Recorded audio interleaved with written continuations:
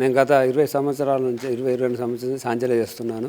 గీత BRS TRS ఉన్నప్పుడు అప్పుడు మాకు బతుకమ్మ సీరియల్ ఉన్నప్పుడు అప్పుడు ఉపాధి మంచిగా ఉండే, నెలకు 10-15 వేలు వచ్చిండే, అప్పుడు మంచిగా ఉండే. ఇప్పుడు గీత ప్రభుత్వం వచ్చిన నుంచి ఏమీ ఉపాధి లేదు. ఉపాధి లేకపోయేసరికి గత 3 నెలల నుంచి నేను కూరగాయలు అమ్ముతున్నాను. ఇప్పుడు అది కూడా లేదు, రేట్లు పెరిగినాయి. కూరగాయలు కూడా ఏదో పిల్లం ఉపాసం ఉండలేక అమ్ముకుంటున్నాము. ఇప్పుడు ఎన్ని కార్ఖానాలు ఉంటాయి ఇక్కడ? ఈ గల్లీనే మేము ఇంతకుముందు మాట్లాడినప్పుడు దాదాపు 100 కార్ఖానాలు ఉంటాయి ఈ గల్లీని అన్నారు. అన్ని మూసేసే పరిస్థితి ఉందా? ఎక్కడన్నా పని నడుస్తుందా? అన్ని మూసేసే పరిస్థితి ఉన్నది. ఏదో 100కి అది కూడా తక్కువనే ఉన్నది. అది కూడా తక్కువ ఉన్నది. కొద్దిగా మాలు ఉన్నవారు నడుపుకుంటారు, అది కూడా నడుపుతారు. అది కూడా 1 షిఫ్ట్ లేకపోతే అది కూడా వాళ్ళకు కూడా ఇబ్బంది ఉన్నది. వర్కర్లకు కూడా ఏదో ఉపాధి లేక నడుపుకుంటారు.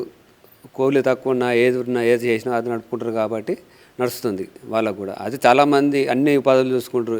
చాలామంది ప్రజెంట్గా నిన్న ఒక మా ఫ్రెండే చనిపోయాడు ఆత్మహత్య చేసుకొని. కాబట్టి ఈ ప్రభుత్వం ఏదైనా మాకు ఉపాధి ఇప్పించి కొద్దిగా ఆర్డర్లు ఇస్తారా, మరి ఏమైనా ఆర్డర్లు ఇచ్చి ఉపాధి ఇప్పించాలని కోరుకుంటున్నాం మేము.